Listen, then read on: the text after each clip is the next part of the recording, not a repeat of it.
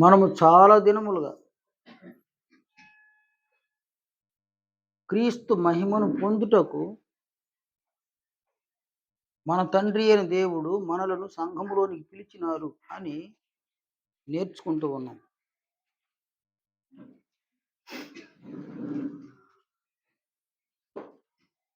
దానితో పాటు క్రీస్తు మహిమను పొందుటకు సంఘములో మన తండ్రి అయిన దేవుడు ఎలాంటి ఏర్పాటు చేసి ఉన్నాడు అన్న సంగతులను కూడా మనం నేర్చుకుంటూ ఉన్నాం.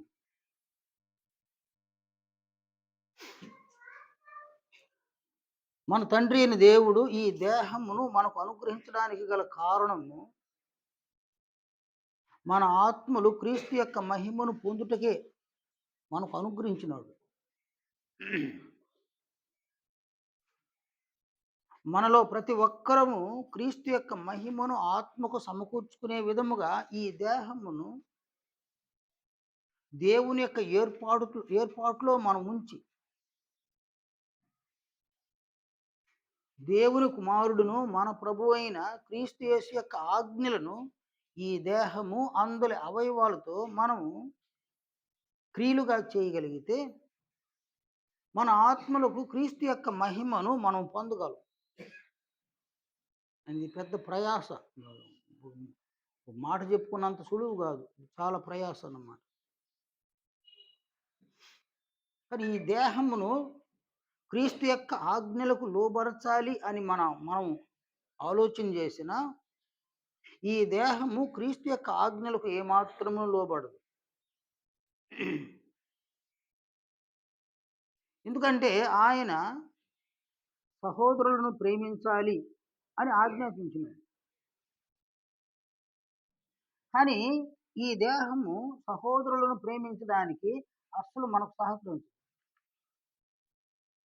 సహోదరులను ద్వేషించడానికి పనికి వస్తుంది శరీరం.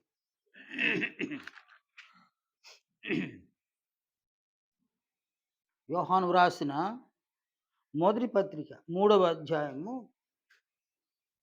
23వ వచనములో అపోస్తలుడైన యోహాను సెలవిచ్చిన ఈ మాటలు చూడండి. ఆయన ఆజ్ఞ ఏదనగా ఆయన కుమారుడైన యేసుక్రీస్తు నామమును నమ్ముకొని ఆయన మనకు ఆజ్ఞ ఇచ్చిన ప్రకారము ఒకరిని ఒకడు ప్రేమింపవలెననిదియే. కనుక ప్రభు అయిన క్రీస్తు యేసు మనకు ఇచ్చినటువంటి ఆజ్ఞ ఒకరిని ఒకడు ప్రేమించాలి. కానీ ఇక్కడ మనం సహోదరులను సహోదరీలను ప్రేమించడానికి మన శరీరం అంగీకరించడం, శరీరము సహకరించడం, సహోదరులను దూషించడానికి, సహోదరులను ద్వేషించడానికి, సహోదరులు సహోదరుల మీద కొండిములు చెప్పడానికి, సహోదరులను సహోదరులను అసహించుకోవడానికి ఈ దేహం పనిచేస్తూ ఉంది. కానీ ఎంత మాత్రము సహోదరులను ప్రేమించడానికి ఈ దేహము పని చేయడం లేదన్నమాట.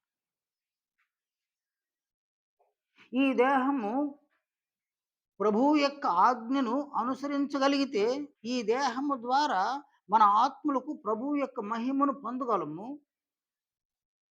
ఈ దేహము ప్రభువు యొక్క ఆజ్ఞలను అనుసరించకపోతే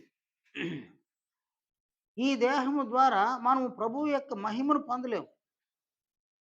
ప్రభువు అయిన క్రీస్తు యేసునకు శత్రువైన సాతాను యొక్క గుణలక్షణ స్వభావాలలో మనం మిగిలిపోతాం అన్నమాట. అంతిమంగా మీలో ప్రతి ఒక్కరూ ప్రభువు యొక్క మహిమను తెలుసుకోవడానికి ప్రయత్నించండి. మొదటి శతాబ్దంలోని వాళ్ళు ప్రభువు యొక్క మహిమ పట్ల చాలా ఆసక్తిని అగుపరిచినారు. వారు ఎంత ఆసక్తిని అగుపరిచినారో మనం చూడవచ్చు అన్నమాట. పేతురు తన పత్రికలో మొదటి పత్రిక 2వ అధ్యాయం 1వ వచనంలో ప్రభువు దయాళుడని మీరు రుచి చూచి ఉన్న ఎడల, సంఘమునకు అపోస్తలుడు సెలవిచ్చిన మాటలు. ప్రభువు యొక్క గుణములను, ప్రభువు యొక్క లక్షణములను, ప్రభువు యొక్క స్వభావములను సంఘములో ఉన్న మనము రుచి చూడాలి. ఆ రుచి మనకు తెలిస్తే, తిరిగి మనము ప్రభువు యొక్క మహిమను, ప్రభువు యొక్క గుణలక్షణ స్వభావాలను వాటిని పొందడానికి మనం ఇష్టపడతామనమాట. ఆ టేస్ట్ తెలియకపోతే మనము ప్రభువు మహిమను పొందడానికి ఎవ్వరు కూడా ఇష్టపడరు.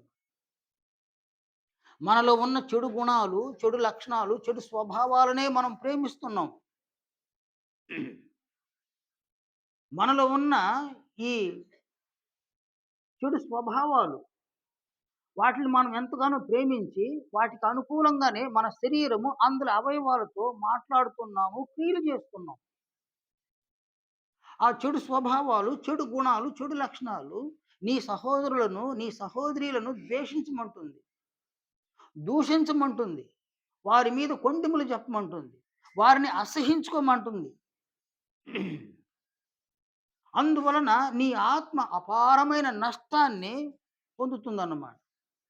ప్రభువు యొక్క మహిమను కాక, ప్రభువు శత్రువైన సాతాను యొక్క గుణలక్షణ స్వభావాలోనికి నీ వ్యక్తిత్వం మారిపోతుందన్నమాట. కనుక క్రమంగా సంఘములో ఉన్నవారు ప్రభువు యొక్క మహిమను అనగా ఆయన గుణలక్షణ స్వభావాలను రుచి చూడడానికి నేర్చుకోవాలన్నమాట. నా ప్రభువు ఇంత దయాళుడా? నా ప్రభువు ఇంత ప్రేమ కలిగిన వాడా? నా ప్రభువు ఇంత క్షమాగుణాన్ని కలిగిన వాడా? నా ప్రభువు ఇంత సహనము కలిగిన వాడా? ఇంత ఓర్పు కలిగిన వాడా? ఇంతటి దీర్ఘశాంతము కలిగిన వాడా? నా సహోదరుడు ఇంత ఆదరణకర్తగా ఉన్నాడా? కాబట్టి ప్రభువులో ఉన్న ఒక్కొక్క గుణమును, ఒక్కొక్క లక్షణాన్ని, ఒక్కొక్క స్వభావాన్ని సంఘములో ఉన్న మనము రుచి చూడాలన్నమాట. మనం అనేక ఆహార పదార్థాలను రుచి చూస్తాం. ఆహార పదార్థము మనకు రుచి అనిపిస్తే మళ్ళీ మళ్ళీ దాన్ని తినాలనిపిస్తదనమాట. ఆహార పదార్థము రుచి లేకపోతే దాన్ని ఆ ఒక్కసారికి మాత్రమే, అప్పుడు కూడా ఇష్టపడం. మళ్ళీ దాని జోలికి పోమన్నమాట. అలాగే నేడున్నటువంటి చెడు గుణాలు, చెడు లక్షణాలు, చెడు స్వభావాలతోనే ఇదే మన లోకంగా మారిపోయింది. ఇదే మన జీవితంగా మారిపోయింది. ప్రభువు యొక్క గుణలక్షణ స్వభావాలను మనం రుచి చూసేటువంటి అవకాశాన్ని పొందాలన్నమాట.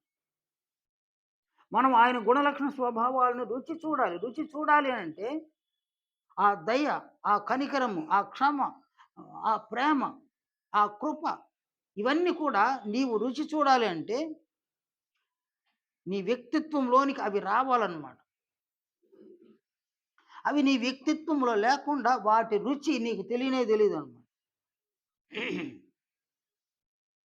కనుక ప్రభువు యొక్క ఆజ్ఞలను మనం అనుసరించగలిగితే ప్రభువు యొక్క మహిమను పొందగలం. అంతిమంగా నేను మహిమను గురించి మనం మాట్లాడుకుంటాం. ఏదో ఆదివారం వచ్చి చేరడము, బుధవారం వచ్చి కలుసుకోవడము, అటు తర్వాత వెళ్ళిపోవడము, దాని గురించి మనం చెప్పుకోవడంలా. మనము ప్రభువు యొక్క మహిమను గురించి మాట్లాడుకుంటూ ఉన్నామన్నమాట. క్రైస్తవురాలు ప్రభువు యొక్క మహిమను పొందగలిగితే వారికి భవిష్యత్తు క్షేమం కలిగి ఉంటారన్నమాట. సంఘంలో ఉన్న పురుషులైన, స్త్రీలైన ప్రభువు యొక్క మహిమను పొందకపోతే భవిష్యత్తు క్షేమాన్ని వాళ్ళు కలిగి ఉండరన్నమాట. మనం కలిగి ఉండమన్నమాట. శరీరంలో ఎంతకాలం ఉంటాం నేను? శరీరంలో ఉండేది కొంతకాలం అన్నమాట. నేను అనేక సార్లు చెప్తున్నాను అన్నమాట. దేవుని మహా కనికరం వలన ఇలా కూర్చొని ఉన్నాం ఆయన ముందు మనం. అనేకులు నిన్నటి దినంలో ఎంతమంది చనిపోయినారు? ఈ దినంలోనికి ప్రవేశించక రాత్రి ఎంతమంది చనిపోయినారు?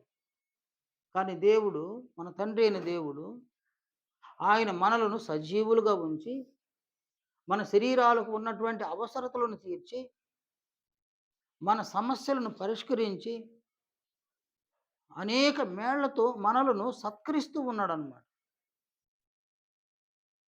ఎందుకు అనగా తన కుమారుని యొక్క మహిమను మనం పొందాలని. ఆయన మనల్ని సత్కరిస్తూ ఉండగా, ఆయన సత్కరిస్తూ ఉన్న సత్కార్యమును మనం పొందుతూ మనము ఆయన చిత్తమును నెరవేర్చే విధముగా మనం నడుచుకోవాలన్నమాట. ఆయన మనల్ని సత్కరించగా దానంతా మనం పక్కకు నెట్టేసి నా ఇష్టం అనుకుంటే మనకిష్టం వచ్చిన విధంగా మాట్లాడి, మనకిష్టం వచ్చిన క్రియలు చేసేస్తే, ఏమాత్రము దేహము వలన నీ ఆత్మకు ప్రయోజనం లేకపోతే, ఆ దేహమును తండ్రి అయిన దేవుడు పోషించడము, సంరక్షించడం వ్యర్థమే గదా! నీ దేహాన్ని, నా దేహాన్ని ఆయనెందుకు పోషించాలి? ఆయనెందుకు సంరక్షించాలి? మన దేహానికి అనారోగ్యం వచ్చినప్పుడు, ఒక అపాయం వచ్చినప్పుడు, నాయనా అని ఆయన అర్థిస్తూ ఉన్నాము. మనం అర్థించినప్పుడు ఆయన కనికరాన్ని చూపించి మన దేహానికి క్షేమాన్ని, ఆరోగ్యాన్ని కలుగజేయగా, అలాంటి దేహముతో నీవు దేవుని యొక్క చిత్తాన్ని జరిగించకుండా పోతే, ఆయన నీ దేహాన్ని, నా దేహాన్ని ఎందుకు పోషించాలి? ఎందుకు సంరక్షించాలి? కాబట్టి ఇది ఎంత ఆహ్, అన్యాయమో చూడండి. ఆయన మన దేహాలను పోషిస్తుండగా, మన దేహంతో నీలిగి మాట్లాడితే ఏమి లాభం? ఆయన మన దేహాన్ని పోషించి సంరక్షిస్తూ ఉండగా, ఈ దేహము ఆయన దృష్టి ఎదుట, ఆయన కనుదృష్టి ఎదుట చెడు మాటలు మాట్లాడి, చెడు క్రియలు చేస్తూ ఉంటే, ఆయన ఈ దేహాన్ని పోషించి సంరక్షించినందుకు ఆయన ఎంత చింతిస్తాడో ఆలోచన చేయండి. తల్లిదండ్రులు ఒక బిడ్డను గాని, వానిని పోషించి, సంరక్షించి, వాడిని ఒక ప్రయోజకుడిగా చేయాలని, ఒక బిడ్డను ప్రయోజకురాలుగా చేయాలని, ఆ బిడ్డను ప్రేమిస్తూ ఉంటే, ఆ బిడ్డ తన దేహముతో తల్లిదండ్రులకు అవమానాన్ని కలిగించే మాటలు మాట్లాడుతూ, తల్లిదండ్రులకు అవమానాన్ని కలిగించే క్రియలు చేస్తూ ఉంటే, ఆ తల్లిదండ్రులు ఎంత నొచ్చుకుంటారు. ఆ బిడ్డలకు అది ఆశీర్వాదమే కాదు. కాబట్టి ఇక్కడ తల్లిదండ్రుల యొక్క మనస్సును నొప్పించే విధముగా ఒక బిడ్డ మాట్లాడుతూ ఉండగా, క్రియలు చేస్తూ ఉండగా, ఆ తల్లిదండ్రులు ఎంత బాధపడతారు. అలాగుననే మన దేహములను పోషించి సంరక్షిస్తూ ఉన్న మన తండ్రి అయిన దేవుని ఎదుట మనము ఆయనకి ఇష్టము లేని మాటలు మాట్లాడి, ఆయనకి ఇష్టము లేని క్రియలను మనం చేస్తే ఆయన్ని మనము ఎంత బాధ పెడతాం. మన విషయంలో ఆయన ఎంత నొచ్చుకుంటాడు. మళ్ళీ ఈ లేఖనాన్ని చూడండి. హెబ్రీ 4వ అధ్యాయము 13వ వచనంలో, ఆయన దృష్టికి కనబడని సృష్టము ఏదీ లేదు. మనం ఎవనికి లెక్క చెప్పవలసి ఉన్నదో ఆ దేవుని కన్నులకు సమస్తమును మరుగులేక తేటగా ఉన్నది. కాబట్టి ఆయన దృష్టికి బహు తేటగా ఉందన్నమాట. ఆయన మనల్ని చూస్తున్నాడు. కాబట్టి ఆయన చూడగా మనలో ప్రతి ఒక్కరు కూడా మనం మాట్లాడే మాటలను బట్టి, మనం చేసే క్రియలను బట్టి ఆయనకి మనం లెక్క చెప్పవలసి ఉందన్నమాట. రోమపత్రిక 14వ అధ్యాయము 11, 12 వచనాలను చూడండి. నా తోడు ప్రతి మోకాలును నా ఎదుట వంగును, ప్రతి నాలుకయు దేవుని స్తుతించును అని ప్రభువు చెప్పుచున్నాడు అని వ్రాయబడి ఉన్నది. గనుక మనలో ప్రతి వాడును తన్ను గురించి దేవునికి లెక్క అప్పగింపవలెను. నిన్ను గురించి నీవు దేవునికి లెక్కను అప్పగించాలి. అలాగుననే నన్ను గురించి నేను తండ్రి అయిన దేవునికి లెక్క అప్పగించాలన్నమాట. కొరింథీ 2వ పత్రిక 5వ అధ్యాయము 10వ వచనం. తాను జరిగించిన క్రియల చొప్పున అవి మంచివైనను సరే, చెడ్డవైనను సరే, దేహముతో జరిగించిన వాటి ఫలమును ప్రతి వాడును పొందునట్లు మనమందరమును క్రీస్తు న్యాయపీఠం ఎదుట ప్రత్యక్షము కావాలి. కాబట్టి దేహముతో చేసే క్రియలు, అవి మాటలైనా, క్రియలైనా, వాటన్నిటిని బట్టి మనం క్రీస్తు న్యాయపీఠం ఎదుట నిలబడాలి. మనం లెక్క చెప్పుకోవాలి. ఆయన చూసినాడు, ఆయన విన్నాడు. ఆయన నీవు ఎలాంటి మాటలు మాట్లాడినావో విన్నాడు. నీవు మాట్లాడినావు ఆయన విన్నాడు. నీవు ఎలాంటి క్రియలు చేసినావో ఆయన చూసినాడు. విన్న ఆయన ముందు, చూసిన ఆయన ముందు నేను మాట్లాడలేదు అని చెప్పలేవు. నేను చెయ్యలేదు ఈ క్రియను అని చెప్పలేవు. ఎందుకంటే ఆయన విన్నాడు, ఆయన చూసినాడు. కనుక నీ క్రియలను బట్టి, నీ మాటలను బట్టి నీవు నీ తండ్రి అయిన దేవునికి లెక్కను చెప్పవలసి ఉందన్నమాట. మత్తయి సువార్త 12వ అధ్యాయంలో 37వ వచనం. నీ మాటలను బట్టి నీతిమంతుడు అని తీర్పు నొందుదువు, నీ మాటలను బట్టి అపరాధివని తీర్పు నొందుదువు. కనుక మాటలను బట్టి నీకు తీర్పు జరుగుతుంది. నీవు చేసే క్రియలను బట్టి తీర్పు జరుగుతుంది. కనుక మనం మాట్లాడే ఏ మాటలైనా, మనం చేసే ఏ క్రియలైనా ఈ శరీరంతోనే చేస్తున్నాం.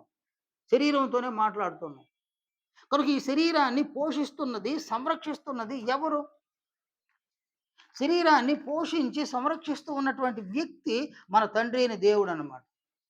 అందువలన మనలో ప్రతి ఒక్కరు కూడా ఈ శరీరాన్ని ఆయన చిత్తానికి అనుకూలంగా మనం మలుచుకోగలిగితే, మన ఆత్మలకు అది క్షేమాన్ని కలిగిస్తుందనమాట.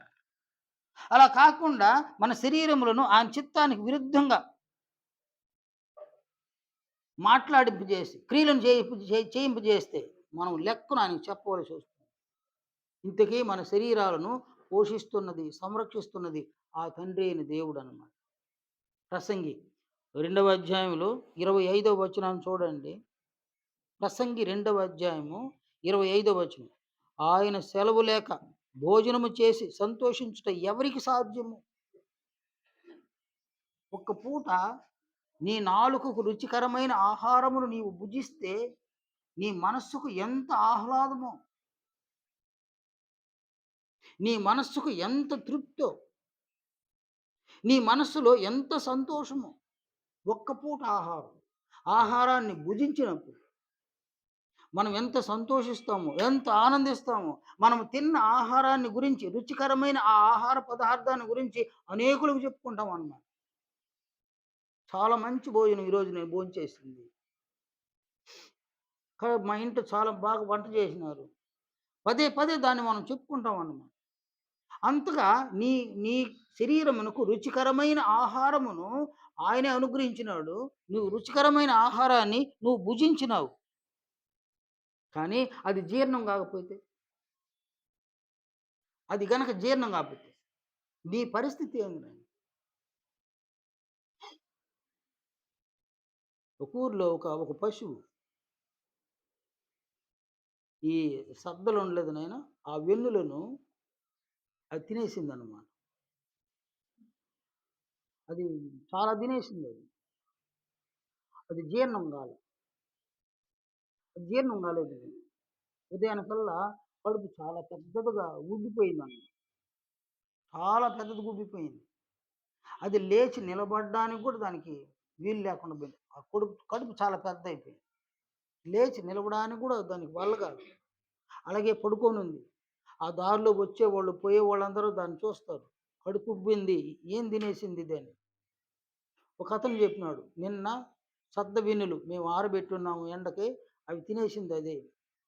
ఇక ఎవరికి కూడా దానికి వైద్యం చేయడానికి ఎవరికీ తెలియదు. అది కడుపు ఉబ్బింది అలా చచ్చిపోయింది. మనలో ఎంతమందికి కడుపు ఉబ్బరం ఉంది తెలుసునా? ఎంతమందికి గ్యాస్ ఉంది తెలుసునా? ఈ గ్యాస్ ఒక్కసారి అది ఎక్కువైతే అది హార్ట్ దాకా వెళుతుంది గ్యాస్. వీపు దాకా వస్తుంది. భుజాల దాకా వస్తుంది గ్యాస్. ఆ గ్యాస్ ఎక్కడెక్కడికి వెళుతుందో అక్కడ అపారమైన నొప్పి ఏర్పడుతుందన్నమాట. ఆ నొప్పిని మనం భరించలేము. ఒక్క గ్యాస్ వలన వచ్చే నొప్పిని మనం భరించలేము. మనం తిన్న ఆహారము అది జీర్ణం కాకుండా పోతే, అది కడుపు ఉబ్బిపోతే నీవేం చేయగలుగుతావు? నేనేం చేయగలను? అలాంటి శరీరం మన శరీరం. ఆయన కనికరిస్తేనే ఈ శరీరం బాగుంది. ఆయన కనికరించకపోతే ఈ శరీరం బాగలేదు. అందువలన ఆయనే ఈ శరీరాన్ని పోషిస్తున్నారు, సంరక్షిస్తున్నారు. ఎందుకంటే ఈ శరీరాన్ని బాప్తిస్మములో మనకు అనుగ్రహించినారు. అందువలన ఆయనకు ఒక బాధ్యత ఉంది మన పట్ల, మన శరీరాల పట్ల. మన శరీరాలను పోషించి సంరక్షిస్తూ ఉండగా, ఈ శరీరముతో తన కుమారుని యొక్క ఆజ్ఞలను అనుసరిస్తారు అని ఆయన ఈ శరీరాన్ని కనికరిస్తూ ఉండగా, ఆ శరీరముతో ఆయనకి ఇష్టం లేకుండా, లేక ఆయన కుమారుడైన క్రీస్తు యొక్క ఆజ్ఞలకు అనుకూలము కాని మాటలు మాట్లాడి, అనుకూలము కాని ప్రతికూలమైన క్రియలను ఈ శరీరంతో చేస్తే, ఈ శరీరాన్ని ఆయన ఎందుకు పోషించాలి? ఎందుకు సంరక్షించాలి? ఒకసారి మీరు ఆలోచించండి. మన ముందు అనేక మంది పిట్టలు రాలిపోయినట్టు రాలిపోతున్నారన్నమాట. కరోనా వచ్చినప్పుడు మన చుట్టూ కరోనా ఈ పట్టణాన్ని ధ్వంసం చేసిందన్నమాట. కానీ ఆయన మనల్ని కనికరించినాడు. దాని బారి నుండి మనల్ని రక్షించినాడు, తప్పించినాడు. అలాగున ఆయన మన శరీరాలను కనికరిస్తుండగా, ఆయన పోషించి సంరక్షిస్తూ ఉండగా, ఆ శరీరములతో తన కుమారుని యొక్క ఆజ్ఞలను అనుసరిస్తామనే గదా! ఆయన శరీరాలను పోషిస్తున్నది, సంరక్షిస్తూ ఉన్నది. అందువలన నా శరీరము అని ఎంత మాత్రం మనం గర్వించకూడదు. నా శరీరంలోని అవయవాలు అని మనం అతిశయించకూడదు. ఎందుకంటే నీవు అతిశయించినావా? శరీరాన్ని ఇచ్చినవాడు గదా! అతిశయించాల. శరీరాన్ని పొందినవాడు కాదు అతిశయించేది. శరీరాన్ని ఇచ్చినవాడు అతిశయించాల. ఒకడొచ్చినాడు మన ఇంటి ముందుకు ఒక భిక్షగాడొచ్చినాడు. భిక్షం వేసినవాడు అతిశయించాలనా? భిక్షం పొందినవాడు అతిశయించాలనా? ఎవరు అతిశయించాల? భిక్షం వేసినవాడు అతిశయించాలనా? భిక్షం పొందినవాడు అతిశయించాలనా? రూ. 10 ఇచ్చినాడు. ఇచ్చేవాడు. ఇచ్చినవాడు అతిశయించాలనా? పొందినవాడు నేను రూ. 10 కలిగి ఉండానంటే వాడిదా డబ్బా? ఇచ్చినవాడు అతిశయించాలి. నీ దేహమును నీకిచ్చినదెవరు? నీ దేహమును నీకిచ్చింది నీ తండ్రి అయిన దేవుడు. నా తండ్రి అయిన దేవుడు నాకు ఈ దేహమునిచ్చినాడు. మన దేహములను మనకిచ్చిన వాడు అతిశయించాలనా? దేహమును భిక్షగా పొందినటువంటి మనం అతిశయించాలనా? అందువలన ఈ దేహం విషయంలో దేవుని ఎడల మనము సంపూర్ణ విధేయతను కలిగి ఉండాలి. అందువలన మన తండ్రి అయిన దేవుడు ఏం చేసినాడు అనంటే, యోహాను సువార్త 17వ అధ్యాయంలో ఆయన ఇలా మన దేహాన్ని ఏం చేసినాడు చూడండి. 2వ వచనంలో. నీ కుమారుడు నిన్ను మహిమపరచునట్లు నీ కుమారుని మహిమపరచుము. నీవు నీ కుమారునికిచ్చిన వారికందరికిని ఆయన నిత్య జీవము అనుగ్రహించినట్లు సర్వ శరీరుల మీదను ఆయనకు అధికారం ఇచ్చితివి. కనుక మన ఈ దేహమును మనకు అనుగ్రహించి మన మన దేహాలను పోషించి సంరక్షిస్తూ ఉన్న మన తండ్రి అయిన దేవుడు మన ఈ దేహంలోని తన కుమారుని యొక్క అధికారం క్రిందించినాడు. కనుక మన దేహం మీద పూర్తి అధికారము మనకు లేదు. మనకు లేదు. నా దేహం మీద నాకు అధికారం లేదు.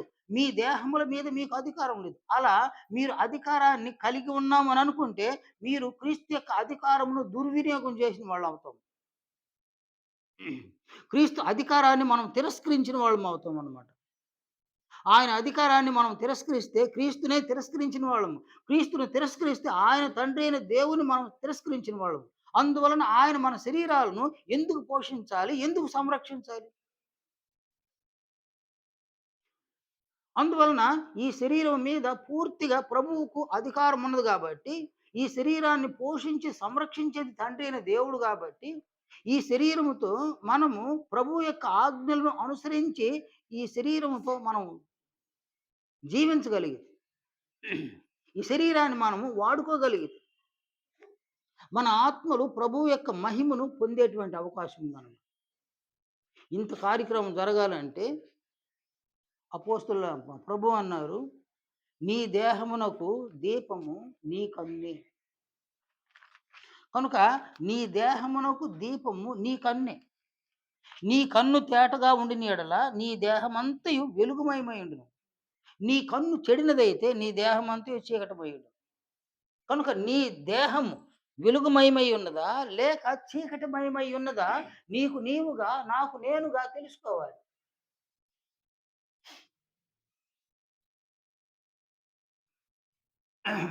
చూడండి ఇక్కడ నీ కన్ను వెలుగుమయమై ఉందా?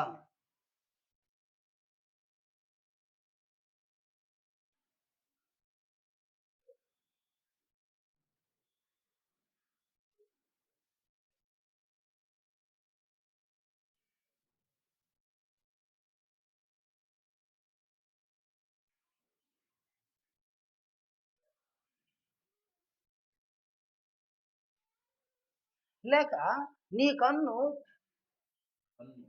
నీ కన్ను తేటగా ఉందా?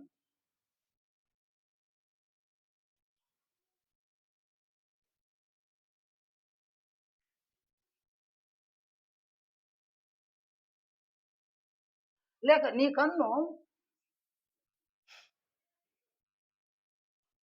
చెడిపోయి ఉందా?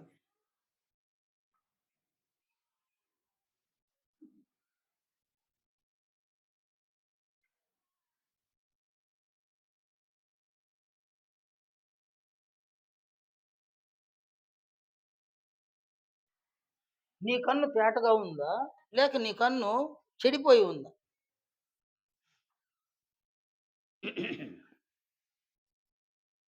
నీ కన్ను ఎలా ఉంది?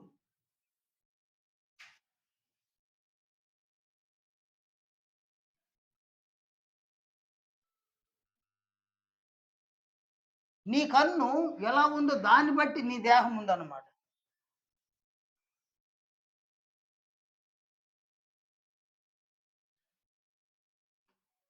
బాప్తిస్మము అనేటువంటి కార్యక్రమంలో మన తండ్రి అయిన దేవుడు మన మనోనేత్రాలను వెలిగింపజేసినాడు. కొరింథీ రెండవ పత్రిక 4వ అధ్యాయం 4వ వచనంలో అక్కడ అపవాది చేసినటువంటి మానవుల యొక్క ఆత్మలకు అపవాది చేసినటువంటి ఆ కీడుని గురించి అపోస్తలుడు అక్కడ తెలియజేసినాడు. కొరింథీ రెండవ పత్రిక 4వ అధ్యాయం 4వ వచనం. దేవుని స్వరూపి అయ్యున్న క్రీస్తు మహిమను కనుపరుచు సువార్త ప్రకాశము వారికి ప్రకాశింపకుండా నిమిత్తము ఈ యుగ సంబంధమైన దేవత అవిశ్వాసులైన వారి మనోనేత్రములకు గుడ్డితనం కలుగు చేసి మనకి ఇక్కడ ఎవరి కన్ను చెడిపోయిందో ఆ కన్ను చెడిపోయింది కాబట్టి వాళ్ళు గుడ్డివారైనారన్నమాట.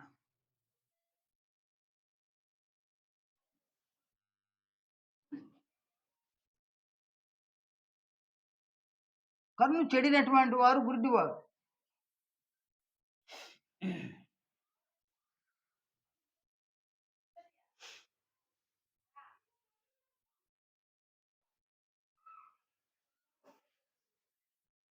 అంటే మనోనేత్రాలకు గుడ్డితనం. అందువల్ల ఇక్కడ మనోనేత్రాలు గుడ్డివైనయి. కానీ ప్రకృతి సంబంధమైన నేత్రాలున్నాయి.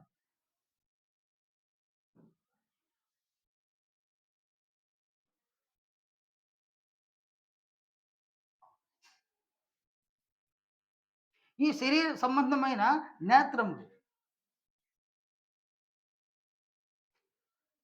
ఇవి ఉన్నాయన్నమాట.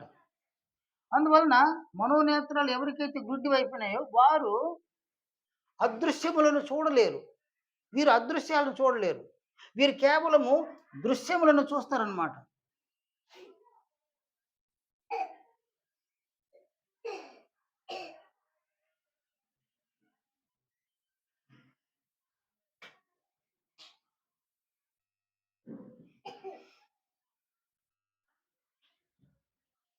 అండ్ దృశ్యాలేంది? దృశ్యము లోకము. లోకమును చూడడం.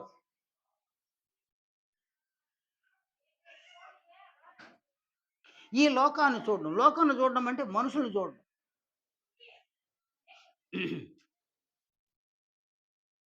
ఈ లోకం ఎలాగ పడుతూ ఉందంటే చూడండి నాయనా, ఒక్కసారి హవ్వ తండ్రి అయిన దేవుడు తినకూడదు అన్న పండుని తిన్న తర్వాత ఆమె ఈ లోకం ఎలా అగుపడిందో చూడండి ఆమెకి. ఆదికాండం 3వ అధ్యాయం 6వ వచనం. ఈ లోకము ఆమెకి ఎలా అగుపడింది? స్త్రీ ఆ వృక్షము ఆహారమునకు మంచిదియు, కన్నులకు అందమైనదియు, వివేకమిచ్చు రమ్యమైనది నై ఉండుట చూచినప్పుడు. కాబట్టి ఈ లోకమే ఎలా అగుపడింది? ఈ లోకము ఒక అందంగా,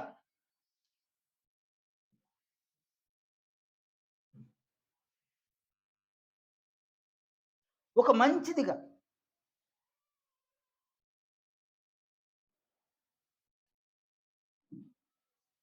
ఒక రమ్యంగా,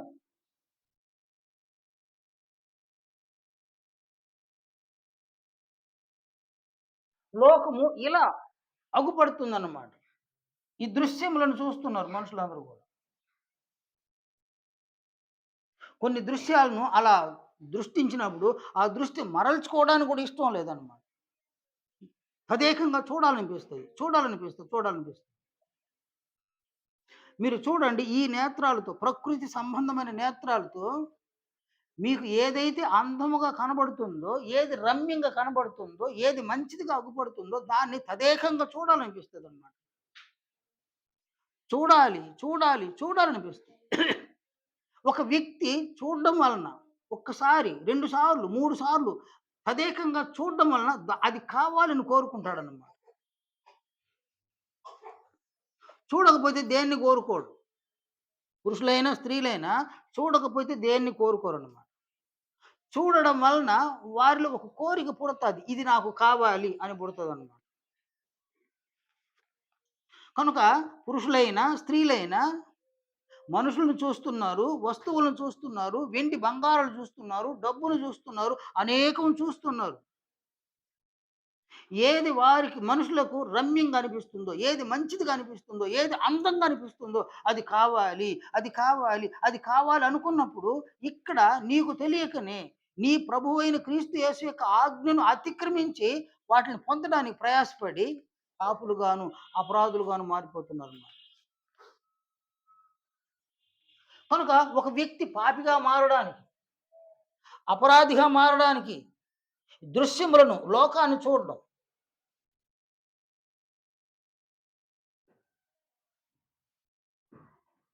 ఈ లోకములోని దృశ్యములను చూడడం అన్నమాట. అది అందంగా, అది మంచిదిగా, అది రమ్యంగా కనబడుతుంది. ఉదయం లేచింది రాత్రి పడుకునేంత వరకు ఈ నేత్రాలు మూతబడేంత వరకు చూస్తూనే ఉన్నాం. మనం చూస్తూనే ఉన్నాం, చూస్తూనే ఉన్నాం. అది బాగుంది, ఇది బాగుంది, వాళ్ళు బాగుండారు, వీళ్ళు బాగుండారు. కాబట్టి అనేకం చూస్తున్నాం. అనేకం బాగుగా కనిపిస్తున్నది కళ్ళకు. ఈ మ ఈ శరీర సంబంధమైన నేత్రాలు. ఏది బాగుగా అగుపడుతుందో అది కావాలి. తాను పొందాలనుకున్న దానికి దేన్నైనా వెచ్చిస్తారనమాట. దేనినైనా వెచ్చించేస్తారు. తన బలాన్ని, తన సమయాన్ని, తన ధనాన్ని వెచ్చించేసి తాను చూసి ఏది కోరుకున్నారో, ఏది అందంగా ఉందో, ఏది రమ్యంగా ఉందో, ఏది మంచిదనిపిస్తుందో దాన్ని కొనుక్కునేస్తారు. కనుక మనుషులందరూ లోకాన్ని చూస్తున్నారు. ఒకడు ఒక పొలాన్ని చూసినాడు. అది బాగుంది. అది నాకు కావాలి. ఒకడు ఒక అమ్మాయిని చూసినాడు. ఆ అమ్మాయి బాగుంది. నాకు కావాలి. ఒక అబ్బాయిని చూసినారు. అబ్బాయి బాగున్నాడు. నాకు కావాలి. వెండి బంగారాలు చూసినారు. నాకు కావాలి. డబ్బు చూసినారు. నాకు కావాలి. వస్త్రాలు చూసినారు. అది కావాలి నాకు. ప్రతిది కూడా ఇది నాకు కావాలి, ఇది నాకు కావాలి, ఇది నాకు కావాలి అని అనిపించడానికి గల కారణము చూడడమే అన్నమాట. కనుక నీ శరీర సంబంధమైన నేత్రములతో ఈ లోకాన్ని అందులో ఉన్నవి ఏవైతే మంచివి అనిపిస్తున్నాయో, ఏవైతే అందంగా ఉన్నాయో, ఏదైతే రమ్యాన్ని కలిగిస్తున్నాయో అవి కావాలి, అవి కావాలి, అవి కావాలి. ఒక ఇంట్లో టీవీ ఉంది నాయన. దాన్ని చూసినారు. అది కావాలి. కాబట్టి నాకది గావాలి. కాబట్టి అప్పులు జేసి టీవీ తీసుకొచ్చి ఇంట్లో పెట్టుకుంటున్నారు. ఒక ఇంట్లో ఒక ఫ్రిడ్జ్ ఉంది. ఒక మిక్సీ ఉంది. ఒక గ్రైండర్ ఉంది. ఒక ఫ్యాన్ ఉంది. కాబట్టి ఏవేవైతే చూసినారో ఆ చూసింది బాగుంది. అది బాగుంది. అది అందంగా ఉంది. అది రమ్యంగా ఉంది. అది మంచిది అని అనుకోని అది నాకు కావాలి. అది నాకు కావాలి. అది నాకు కావాలి. నీకు కావాలి అనుకున్న దాన్ని నీవు పొందడానికి నిన్నెవరైనా అభ్యంతర పరిస్తే వారిని నీవు సహించలేవు, భరించలేవను. నీవు చూసిందల్లా నీకు కావాలని కోరుకోవడం. ఈ ప్రకృతి సంబంధమైన నేత్రానికి ఉన్నటువంటి బలహీనతను. నీవు చూసిందల్లా నీవు కోరుకోవడం అన్నమాట. అది ఇచ్చిన దాన్ని నేను పొందాలనడం కాదు. నీవు చూసిందల్లా కోరుకోవడం అన్నమాట. అందువల్ల ఇక్కడ నీ శరీరము, ఆ శరీరాన్ని ఇచ్చింది ఆయన. ఆ శరీరంలో నేత్రములను ఉంచింది కూడా ఆయన. ఆ నేత్రాలను నీవు వాడుకోవాలి. దాంతో పాటు మనోనేత్రాలను వెలిగించినాడు ఆయన. కాబట్టి మనోనేత్రాలు.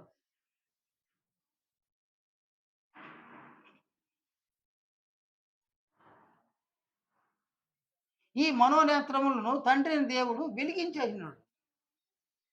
అందువల్ల ఇక్కడ మనోనేత్రము తేటగా ఉందా? లేక మనోనేత్రం చెడిపోయిందా?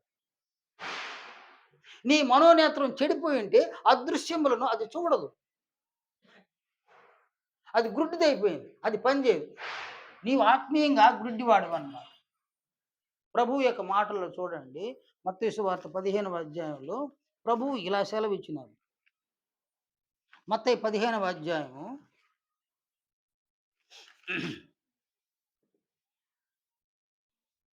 12వ వచనం. 12వ వచనం నుండి 14వ వచనం వరకు. ఆయన శిష్యులు వచ్చి పరిసయ్యులు ఆ మాట విని అభ్యంతరపడిరని నీకు తెలియనా అని ఆయనను అడుగగా, అంటే యేసు ప్రభు పరిసయ్యుల గురించి ఒక మాట చెప్పినాడు. వాళ్ళు ఆ మాటలకు అభ్యంతరపడ్డారని నీకు తెలియనని శిష్యులు ప్రభువుని అడిగినారు. 13వ వచనంలో ఆయన పరలోకమందున్న నా తండ్రి నాటని ప్రతి మొక్కయు పెళ్ళగింపబడును. వారి జోలికి పోకుడి. వారు గ్రుడ్డివారయ్యుండి గ్రుడ్డివారికి త్రోవ చూపువారు. గ్రుడ్డివానికి త్రోవ చూపిన యెడల వారిద్దరూ గుంటలో పడుదురు గదా! కాబట్టి గ్రుడ్డివారనమాట. మనోనేత్రాలు చెడిపోయి ఉంటే వాళ్ళు పూర్తిగా ఆత్మ సంబంధమైన గుడ్డివారు.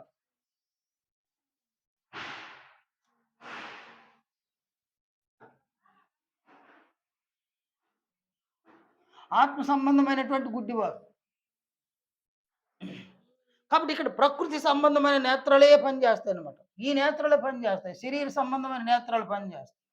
లోకములోని దృశ్యములను మాత్రమే చూస్తది. ఆ దృశ్యములలో ఏది మంచిదిగా అనిపించిందో, ఏది అందంగా ఉందో, ఏది రమ్యంగా ఉందో ఆ చూడడం వలన ఆ నేత్రాలు చూడడం వల్ల ప్రకృతి సంబంధమైన నేత్రాలు చూడడం వల్ల అది కావాలి, అది కావాలి, అది కావాలి. చిన్న పిల్లలు మొదలుకొని పెద్దవారి వరకు చూడండి. అది కావాలి, అది కావాలి, అది కావాలి.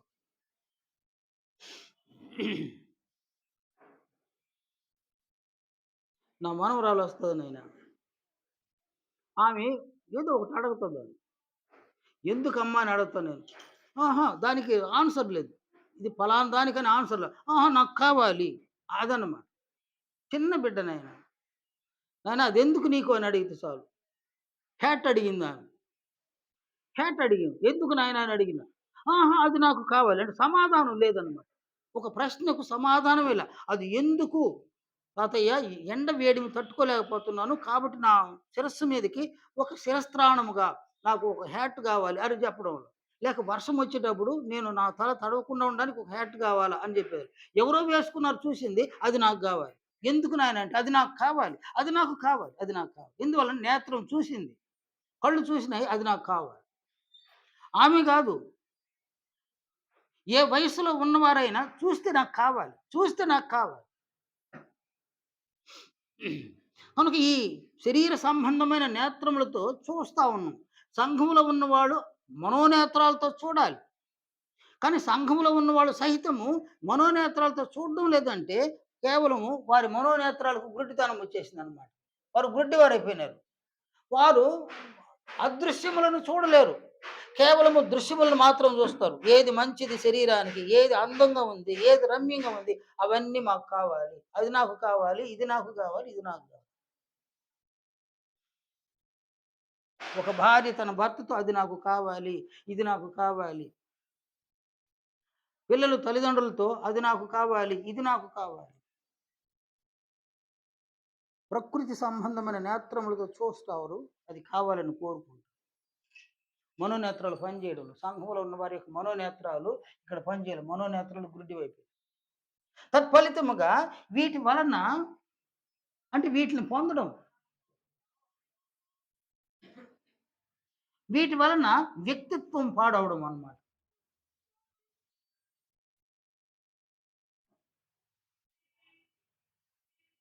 ఈ వ్యక్తిత్వం పాడవుతుంది.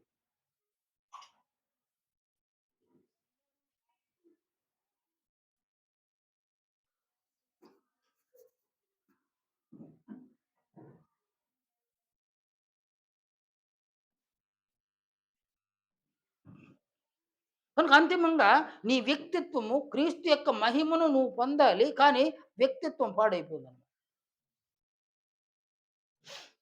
కానీ నీ కన్ను తేటగా ఉంటే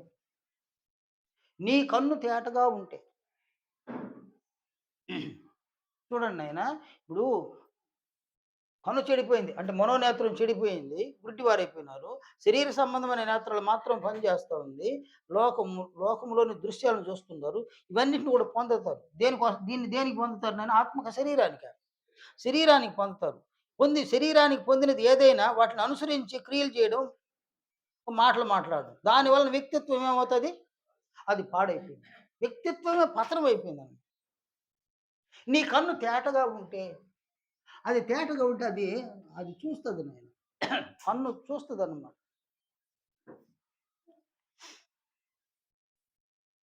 కొలస్సీలకు రాసిన పత్రిక 3వ అధ్యాయంలో అపోస్తలుడైన పౌలు సెలవిచ్చిన ఈ మాటలు చూడండి. కొలసి 3వ అధ్యాయం. ఆ మొదటి మొదటి 4 వచనాలు. మీరు క్రీస్తుతో కూడా లేపబడిన వారైతే పైనున్న వాటినే వెదకుడి.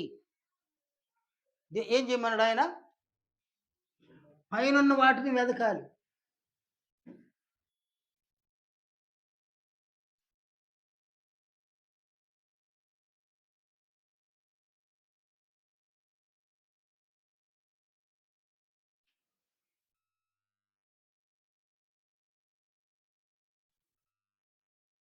పైనున్న వాటిని వెదకమన్నాడు. ఏమున్నాయి పైన? అక్కడ చూడండి ఏమన్నాడు ఆయన? అక్కడ క్రీస్తు దేవుని కుడి పార్శ్వమున కూర్చుండి ఉన్నాడు. పైనున్న వాటి మీదనే గాని భూ సంబంధమైన వాటి మీద మనస్సు పెట్టుకొనకుడి. ఏలయనగా మీరు మృతి పొందితిరి. మీ జీవము క్రీస్తుతో కూడా దేవుని యందు దాచబడి ఉన్నది.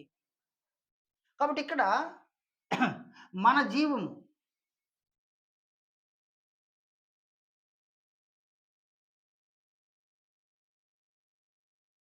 క్రీస్తుతో కూడా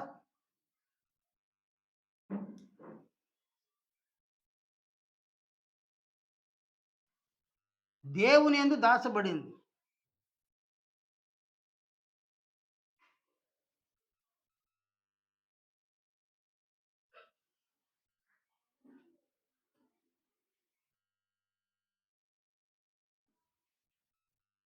మన జీవము క్రీస్తుతో కూడా దేవుని యందు దాచబడింది. ఎక్కడ? ఎక్కడ దాచబడింది? అది పరలోకంలో దాచబడిందన్నమాట.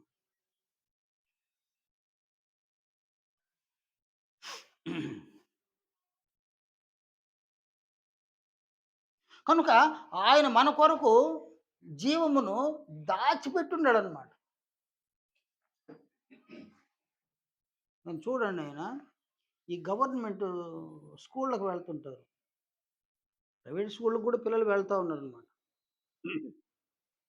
ఒక బీద కుటుంబంలో ఉన్న పిల్లల్ని చూడండి. ఆ తల్లిని, ఆ పిల్లల్ని చూడండి. ఒక బిడ్డ స్కూలుకి వెళితే, ఆ బిడ్డ తిరిగి సాయంత్రము ఇంటికొస్తుందనమాట. మగ బిడ్డైనా, ఆడబిడ్డైనా. ఆ బిడ్డ రాగానే ఆ తల్లిని ఏం అడుగుతారు నాయనా? తల్లులకి తెలుసు, తండ్రులకు తెలీదు. ఏం అడుగుతారు తల్లిని? తినడానికి ఏముందని అడుగుతారు. ఆ తల్లి, ఒక బీద కుటుంబంలోని తల్లి మధ్యాహ్నం పూట తాను తినవలసిన ఆహారాన్ని సహితం అలా అలా దాచిపెడతదనమాట. నా బిడ్డ వస్తది, నా బిడ్డ వస్తాడు అని దాచిపెడతాడు. ఆ బిడ్డ రాగానే ఆమె హక్కును చేర్చుకుంటది బిడ్డని. ఆ బిడ్డను ముద్దులాడుతది. ఆ బిడ్డ అడగక ముందే ఆమె తను దాచిపెట్టుకున్న దానిని ఆ బిడ్డకిస్తది తినమని. ఆ బిడ్డ తిని తృప్తి పొందుతా ఉంటే ఆమె తినలా. ఆమె పస్తే. ఆమె తినలేదు. కానీ ఆ బిడ్డ తిని తృప్తి పడతా ఉంటే ఆ తల్లికి ఎంత ఆనందమో, అంత ఆనందమన్నమాట.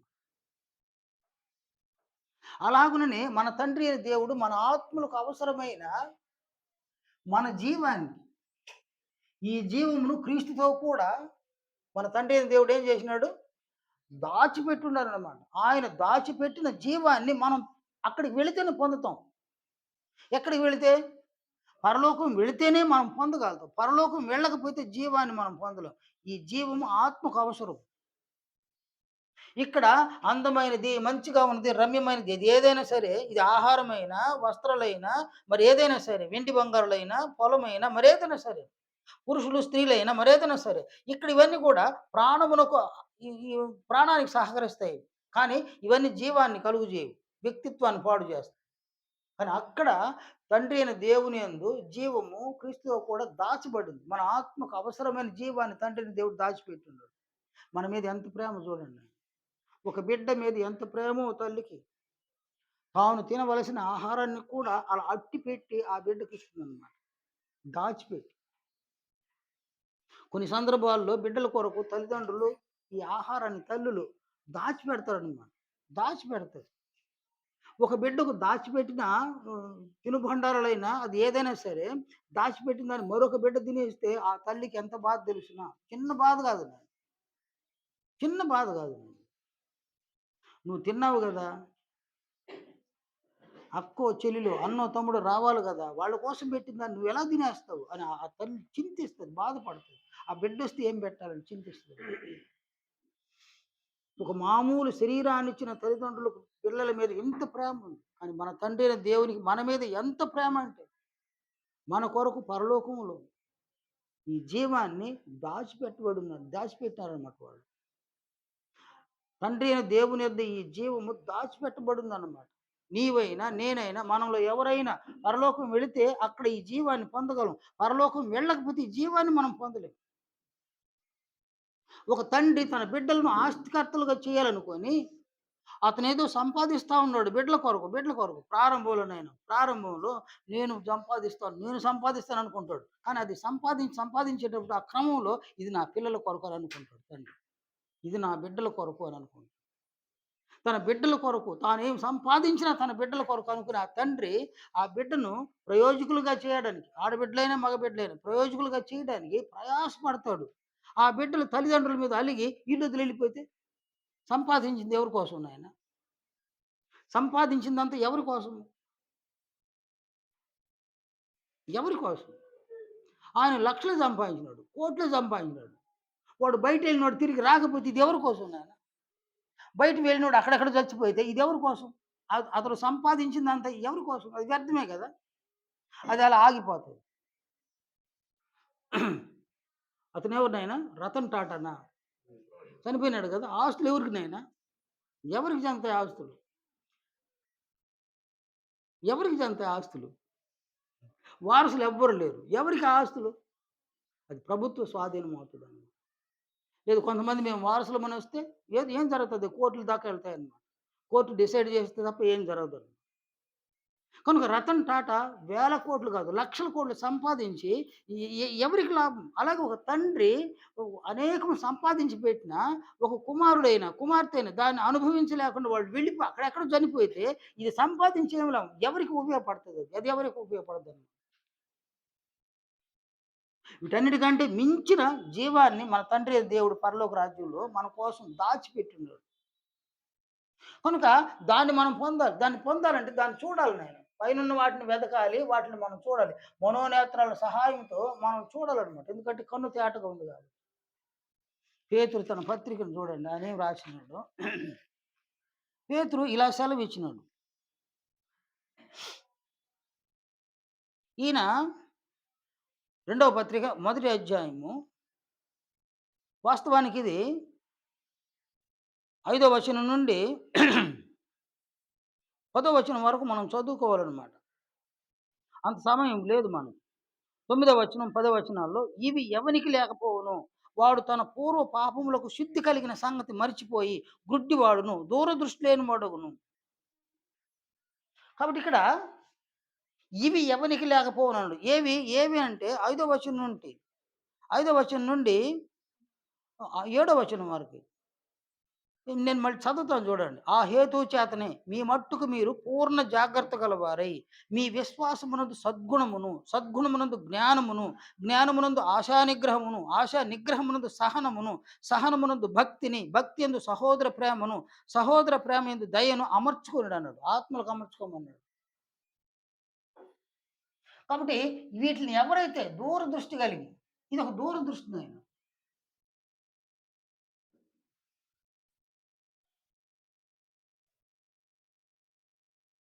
ఈ దూరదృష్టి కలిగిన వాళ్ళు అక్కడికి చేరుకోవడానికి అవసరమైన క్రీస్తు యొక్క గుణలక్షణ స్వభావాలను సంపాదించుకోవాలి. కాబట్టి క్రీస్తు యొక్క గుణలక్షణ స్వభావాలు చూడండి. నంబర్ 1 విశ్వాసము. నంబర్ 2 సద్గుణము.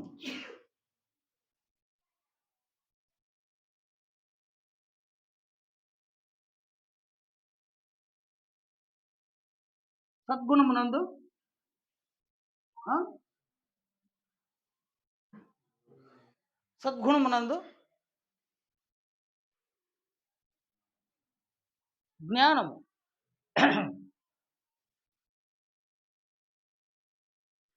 జ్ఞానమునందు ఆశా నిగ్రహము.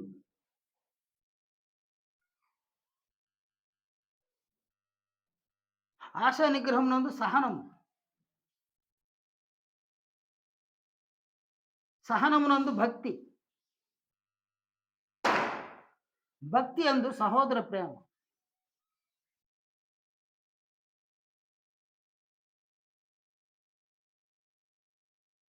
ఇవన్నీ కూడా క్రీస్తు యొక్క గుణలక్షణ స్వభావాలనమాట. క్రీస్తు యొక్క గుణలక్షణ స్వభావాలివి. ఈ స్వభావాలను ఆత్మకు సమకూర్చుకోవాలి.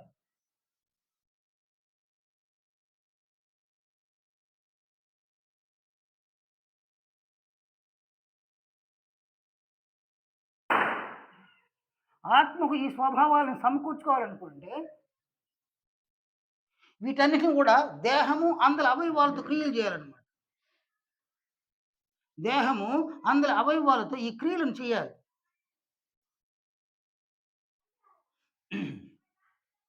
కాబట్టి ఇవన్నీ కూడా క్రియలుగా జరగాలనమాట.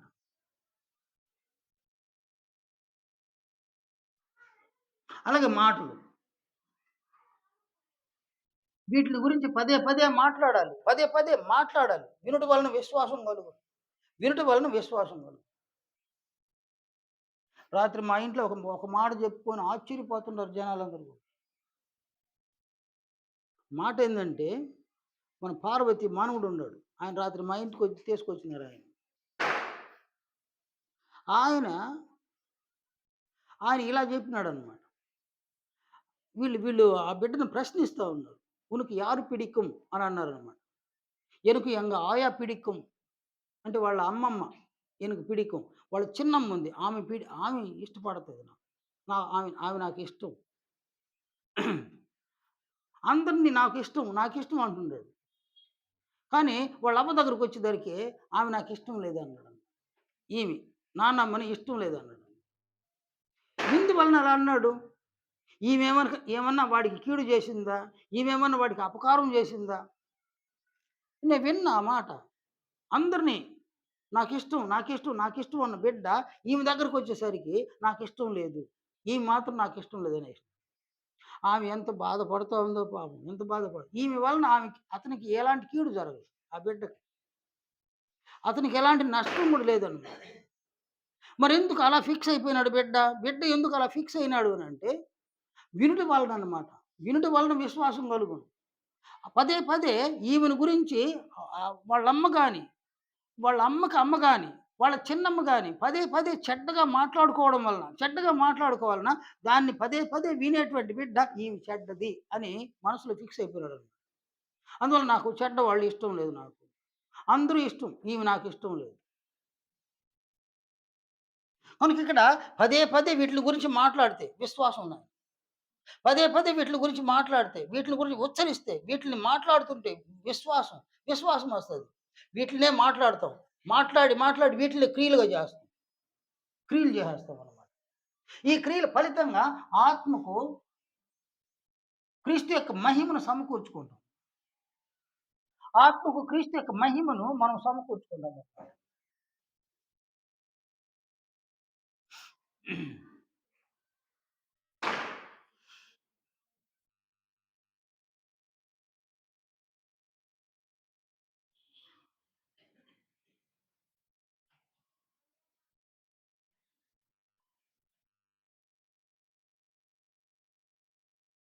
ఆత్మకు క్రీస్తు యొక్క మహిమను మనం సమకూర్చుకుంటాం. పదే పదే వీటిల గురించి మాట్లాడాలి. వీటినే ఇతరులతో సంఘంలో ఉన్న వ్యక్తులు, పురుషులైన, స్త్రీలైన వీటిల గురించి మాట్లాడాలి. ఉచ్చరించాలి. మాట్లాడాలి, ఉచ్చరించాలి. నీవు ఒంటరిగా ఉన్నప్పుడు కూడా ఉచ్చరించుకోవాలి, మాట్లాడుకోవాలి. అవి మాటలు, అవి క్రియలుగా చేసేవి. శరీరము అందుల అవయవాలతో ఈ మాటలను, ఈ క్రియలను నీవు చేయడం వలన నీ శరీరం ఎలా ఉంటుంది నాయనా? ఆ? నీ శరీరము వెలుగుమయమైపోతుందనమాట. మనలో ప్రతి ఒక్కరి శరీరాలు వెలుగుమయమైపోతాయన్నమాట. మన శరీరాలన్నీ కూడా వెలుగుమయంగా ఉండడానికి ఈ క్రియలు కారణం. శరీరం వెలుగుమయమైంది. క్రీస్తు వెలుగు. క్రీస్తు వెలుగు. తండ్రి అయిన దేవుడు వెలుగు. ఇక్కడ నీ ఆత్మ కాదు, నీ శరీరమే వెలుగు. నీ శరీరం వెలుగుగా మారుతుందన్నమాట. నా శరీరం వెలుగవుతుందన్నమాట. శరీరము వెలుగయింది. వెలుగు సంబంధమైన క్రియలు, వెలుగు సంబంధమైన మాటలు. అందువలన ఆత్మకు క్రీస్తు యొక్క మహిమను సమకూర్చుకుంటాం. దీనంతటికి కారణము నీ కన్ను కారణం అన్నమాట. దీనికి కారణం నీ కన్ను. నీ కన్ను అదృశ్యములను చూసింది. అక్కడ మన జీవము క్రీస్తుతో కూడా దేవునియందు దాచబడి ఉంది అన్నది నీ కన్ను తేటగా చూసింది. కన్ను తేటగా చూసింది కాబట్టి దేహం వెలుగుమయమైందనమాట. దేహము వెలుగుమయం.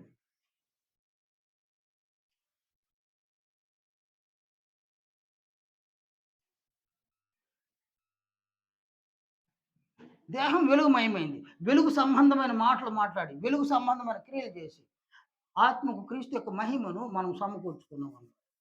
కాబట్టి ఇక్కడ ఆత్మకు క్రీస్తు యొక్క మహిమను సమకూర్చుకునే ఒక ఏర్పాటు అది శరీరం ద్వారా పెట్టినాడు దేవుడు. నీ దేహం వెలుగుమయం కావాలి.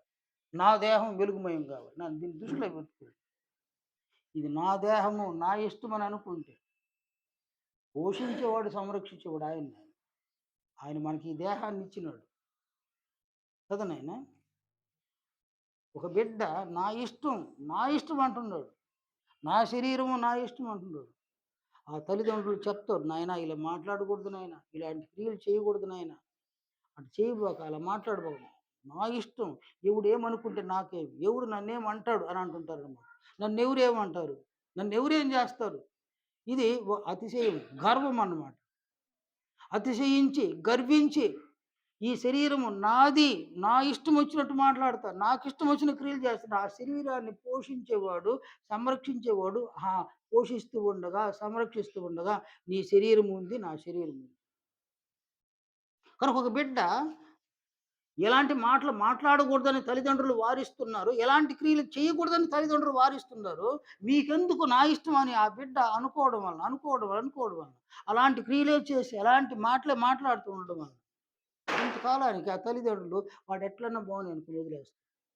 వాడెట్లన్నా పోనీ వదిలేస్తారు. మగ బిడ్డలనైనా, ఆడబిడ్డలనైనా. ఒక్కసారి తల్లిదండ్రులు వాడెట్టన్నా పోనీ అని వదిలేస్తే వాడి పరిస్థితి ఏం లేదు. అదే ఒక పెద్ద శాపం. వాడెట్టన్నా పోనీ అని గాని ఒక్కసారి మనసులో ఫిక్స్ అయితే ఏమైపోతాడు వాడు. ఎందువలన కన్న తల్లిదండ్రులు నాన్న వాళ్ళని బాధ పెడితే ఎలా బాగుంటారనమాట. కనుక ఇక్కడ నీ కన్ను తేటగా ఉంటే నీ దేహము వెలుగుమయంగా ఉంటుంది. నీ మాటలు వెలుగు, నీ క్రియలు వెలుగు అన్నమాట. నీ వ్యక్తిత్వంలోనికి అనేక మంచి క్రియలు చేసి, మంచి మాటలు మాట్లాడి, క్రీస్తు యొక్క వ్యక్తిత్వంలో ఉన్న గుణలక్షణ స్వభావాలను నీ ఆత్మకు నీవు సమకూర్చుకో. నీవు క్రీస్తు యొక్క మహిమను, పురుషులైన స్త్రీలైన క్రీస్తు యొక్క మహిమను మనం పొందుతాం. కనుక క్రీస్తు యొక్క మహిమను పొందిన వారు అంతిమంగా పరలోక రాజ్యానికి వెళ్తాం అన్నమాట. ఎందుకంటే అక్కడ మన జీవము క్రీస్తుతో కూడా దేవుని దాచబడింది. ఆ దాన్ని పొందడానికి మనం పరలోకం వెళ్తాం. అందువలన తెస్సలోనిలకు రాసిన రెండో పత్రిక 2వ అధ్యాయం 14వ వచనంలో, మీరు ఇలాగున రక్షింపబడి మన ప్రభువైన యేసుక్రీస్తు యొక్క మహిమను పొందవలెనని ఆయన మా సువార్త ద్వారా మిమ్మల్ని పిలిచెను అన్నటువంటి పౌలు మొదటి పత్రికలో, తెస్సలోనిలకు రాసిన మొదటి పత్రిక 2వ అధ్యాయము 11, 12 వచనాల్లో అక్కడేమన్నాడు ఆయన? తన రాజ్యమునకు, తన మహిమకు మిమ్మును పిలుచుచున్న దేవుడు అని అన్నాడు. కనుక సంఘంలో ఎవరైతే క్రీస్తు యొక్క మహిమను పొందుతారో వారిని తండ్రి దేవుడు పరలోక రాజ్యంలోనికి, తన మహిమకు, తన రాజ్యమునకు పిలుస్తాడు. అక్కడ దేవుని మహిమను, క్రీస్తు మహిమను కలిగి ఉంటాం. దాంతోపాటు మన జీవాన్ని, దేవుడు మన కొరకు దాచిపెట్టిన జీవాన్ని మనం పొందుతాం. దేవుడు మన కొరకు, మన తండ్రి అయిన దేవుడు మన కొరకు ఆయన సిద్ధపరిచినటువంటి ఒక ఏమన్నది దాన్ని స్వాస్థ్యం. అది ఒక స్వాస్థ్యం అన్నమాట. ఆ స్వాస్థ్యాన్ని మనం వెళ్ళి మనం పొందగలం. అందువలన సంఘంలో ఉన్న వారి యొక్క ప్రతి ఒక్కరు కూడా ఈ నేత్రాలు ఎలా ఉన్నాయని పరీక్షించుకోవాలి. నా నేత్రములు తేటగా ఉన్నాయా, లేక నా నేత్రములు చెడిపోయాయి. ఏ నేత్రాలు అంటే మనోనేత్రాలు. ప్రకృతి సంబంధమైన నేత్రాల గురించి మనం చెప్పుకోవడంలో, మనోనేత్రాలు అవి తేటగా ఉన్నాయా, లేక అవి చెడిపోయి ఉన్నాయి. ఆత్మ సంబంధమైన మనోనేత్రాలు కనుక చెడిపోయి ఉంటే నీవు కేవలము ఆత్మ సంబంధమైన గుడ్డి వాడవు, గుడ్డి దానివి అన్నమాట. అప్పుడు ఇవి బలంగా పనిచేస్తాయి. శరీర సంబంధమైన నేత్రాలు బలంగా పనిచేస్తాయి. ఆ నేత్రాలు ఏం చేస్తాయి అంటే లోకములోని దృశ్యాలన్నింటినీ కూడా చూపించేస్తాయి అన్నమాట. ఏది మంచిదో, ఏది అందంగా ఉందో, ఏది రమ్యంగా ఉందో అవన్నీ కావాలి, కావాలి, కావాలి, జీవిత కాలం అంతా అదేనే. అవన్నీ కావాలి, అవన్నీ కావాలి, కావాలి. అది శరీరానికి మంచిదా? చెడ్డదా? వివేచన లేదు. అవన్నీ కావాలి, అవన్నీ కావాలి, అవన్నీ పొందడం. వాటిని వినియోగించుకోవడం. దాని వలన వ్యక్తిత్వాన్ని పాడు చేసుకుంటాం. అనేక చెడ్డ క్రియలు చేసి, అనేక చెడ్డ మాటలు మాట్లాడేసి, వ్యక్తిత్వాన్ని పాడు చేసుకోవడం. మరణించే దినానికి నీవు నమ్ముకున్న నీ శరీరము అలా రాలిపోతది. మీరు చూడండి, ఏ చెట్టునైనా చూడండి. ఒక ఫలము ఫలిస్తే కొన్ని పూతల్లోనే రాలిపోతాయన్నమాట. కొన్ని పిందులలో రాలిపోతాయి. కొన్ని కాయలు పరిపక్వమైన తర్వాత రాలిపోతాయి. మరికొన్ని అలా ఫలాలు నిలిచి ఉంటాయన్నమాట. సంపూర్ణంగా ఫలిస్తాయన్నమాట. ఫలించి అవి రాలిపోతాయన్నమాట. కాబట్టి ఇక్కడ నీవు, నేను పూతల్లో రాలిపోతున్నాము. పిందులలో రాలిపోతూ ఉన్నాము. ఒక పక్వానికి వచ్చిన తర్వాత రాలిపోతున్నాం. ఎక్కడ ఒక దశలో రాలిపోవడం అన్నమాట. సంఘంలో ఉన్న వ్యక్తులు రాలిపోవడం అన్నమాట. హెబ్రీ గ్రంథకర్త ఆయన చెప్పినటువంటి మాటలు చూడండి. 3వ అధ్యాయంలో ఆయన ఇలా చెప్పినాడన్నమాట. ఈయన చెప్పిన ఈ మాటలు చూడండి. 3వ అధ్యాయం హెబ్రీ 12వ వచనం నుండి 17వ వచనం వరకు నేను చదువుతాను చూడండి నాయన.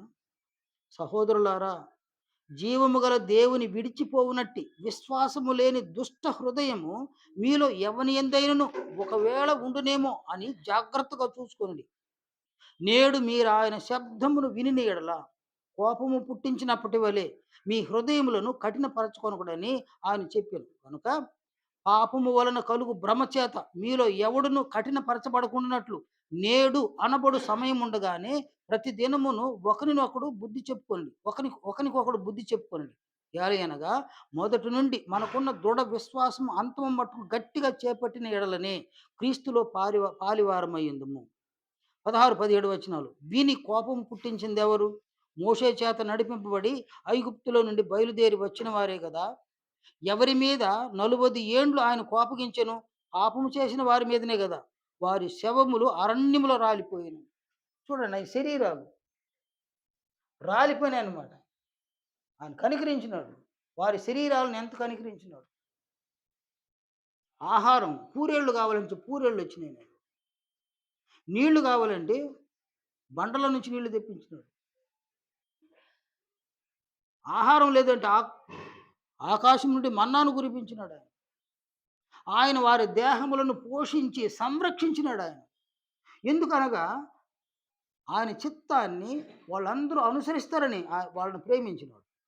ఎప్పుడైతే వారు ఆయనకు కోపం పుట్టించినారు, దేవుని తండ్రి అయిన దేవునికి ఇశ్రాయేలీయులు కోపం పుట్టించినారు.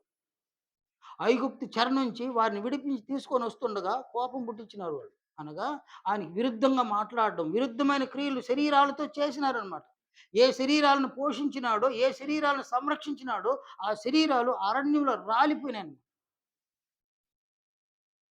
అందువల్ల నేడు నీ శరీరము, నా శరీరం కూడా అది బాగుందంటే ఆయన కనికరమే, ఆయన దయే. ఆయనే పోషిస్తున్నాడు, ఆయనే సంరక్షిస్తున్నాడు. అది మనం తినేసినాం కాబట్టి, తిన్నాం కాబట్టి బలంగా ఉన్నామని, తినలేదు కాబట్టి బలహీనంగా ఉన్నామని ఇది కాదు నా లెక్క. అది అనుజనులకి, అది ఆ లెక్క అనుజనులకి. మనకైతే నువ్వు తిన్నా, నువ్వు తినకపోయినా, పచ్చడి మెతుకులు తిన్నా నీ శరీరం బాగుంటుంది, నా శరీరం బాగుంటుంది. ఎందువల్లంటే దాన్ని పోషించే వ్యక్తి ఆయన, సంరక్షించే వ్యక్తి ఆయన. అందువలన ఈ శరీర విషయంలో అనేకులు అతిశయిస్తున్నారు, అనేకులు గర్విస్తూ ఉన్నారు. మనమైతే ఈ శరీరాన్ని బట్టి అతిశయించడానికి లేదు, గర్వించడానికి లేదు. ఎందుకంటే ఇచ్చిన ఆయన అతిశయించాలి, ఆయన గర్వించాలి. పొందిన మనం కాదు గర్వించాల్సింది. మనం కేవలం భిక్షగాళ్ళము. కొరింథీ మొదటి పత్రిక 6వ అధ్యాయం 19వ వచనంలో మీ దేహములు దేవుని వలన మీకు అనుగ్రహింపబడి, దేవుడు ఈ దేహములను మనకు అనుగ్రహించగా, అనుగ్రహించిన వాడు అతిశయించాలన్నా, అనుగ్రహాన్ని పొందిన వారు అతిశయించాలన్నా. కాబట్టి ఇక్కడ మనం మన శరీరాన్ని బట్టి అతిశయించడానికి ఏమి లేదు. కానీ ఈ శరీరం మనల్ని భ్రమపరుస్తూ ఉంది. నాకేమని అనిపిస్తూ ఉంది, శరీరం అనిపిస్తూ ఉంది మనల్ని. శరీరాన్ని బట్టి అతిశయించకూడదు, గర్వించకూడదన్నమాట. ఎందుకంటే వారి శరీరాలు అరణ్యంలో రాలిపోయింది. ఆ తండ్రిని దేవుడు ఈ శరీరాన్ని కూడా కనికరించకపోతే ఇవి కూడా రాలిపోతాయండి. చాలా మంది శరీరాలు రాలిపోతాయి. అందువలన మనం బహు జాగ్రత్త కలిగి, మెళకువ కలిగి, మనము దూరదృష్టి కలిగి, మన కన్నులను తేటగా ఉంచుకోవడానికి ప్రయాసపడి దూరదృష్టి కలిగి దేహమును వెలుగుమయంగా మనం ఉంచుకోవాలి. క్రీస్తు యొక్క ఆజ్ఞలను అంటే క్రీస్తు ఆజ్ఞలు ఇక్కడ చూడండి ఆయన దేహం వెలుగుమయం కావడానికి కారణము క్రీస్తు ఆజ్ఞలనమాట. క్రీస్తు ఆజ్ఞలు. ఈ ఆజ్ఞలను దేహము అందరి అవయవాలకు అప్లై చేసి, దాన్ని వెలుగుమయంగా ఉంచుకొని శరీరాన్ని, దానితో వెలుగుమయమైన మాటలు మాట్లాడి, వెలుగుమయమైన క్రియలు చేసి, ఆత్మకు క్రీస్తు యొక్క మహిమను పొంది, ఆత్మ అంతిమంగా పరలోక రాజ్యానికి ఆత్మను నడిపించే విధముగా మనం ఈ దేహాన్ని వాడుకోవాలి. అందువలన ఈ దేహం వెలుగుమయంగా ఉండాలి అంటే నీ నేత్రాల మీద ఆధారపడు. కనుక నీ నేత్రములు వెలుగుమయమై ఉంది, తేటగా ఉందా? లేక నీ మనోనేత్రాలు అవి చెడిపోయి ఉన్నాయి. నీ మనోనేత్రాలు అవి తేటగా ఉన్నాయా? లేక నీ మనోనేత్రాలు చెడిపోయి ఉన్నాయి.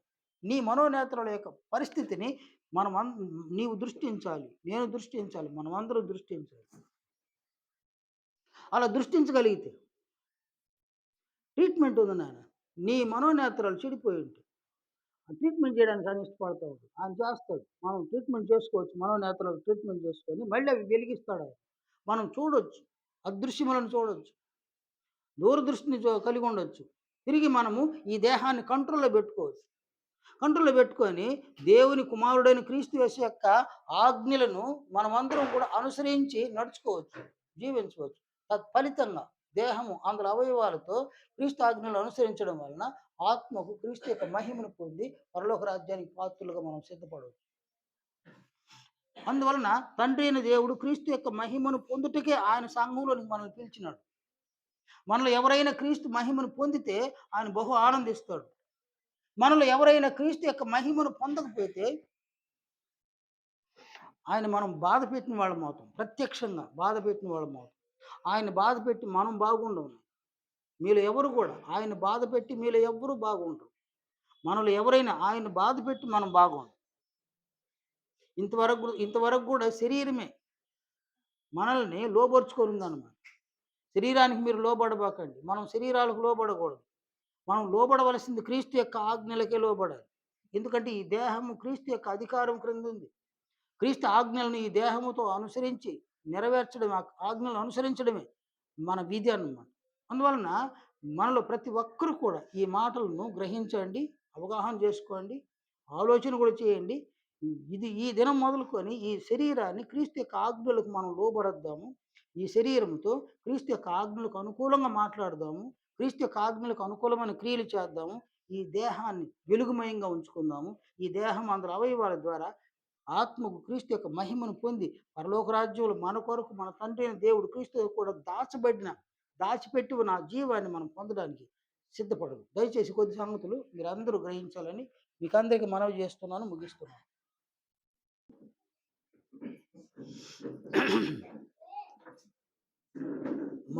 మహిమ కలిగిన మహోన్నతుడైన మా తండ్రి,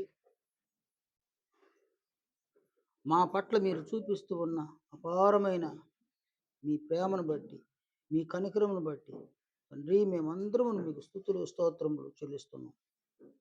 ఈ దినము వరకు మా దేహములను పోషించి సంరక్షించి సజీవమైన దేహములతో మీ సముఖంలోనికి మేము వచ్చుటకు మమ్మల్ని కనికరించినందుల కొరకు మీకు కృతజ్ఞతాస్తుతులు చెల్లిస్తున్నాం. తండ్రి, ఏ దేహమునైతే మాకు దయచేసినారు ఆ దేహం వెలుగుమయంగా ఉండాలని ప్రభువు సెలవించి ఉండగా మా దేహములు వెలుగుమయముగా ఉండుటకు మాలో ప్రతి ఒక్కరూ ప్రభువు యొక్క ఆజ్ఞలను మా హృదయాలలో మనస్సులలో ముద్రించుకొని నింపుకోవడానికి మరింత కనికరాన్ని మాకు చూపించమని ప్రార్థిస్తూ ఉన్నాం.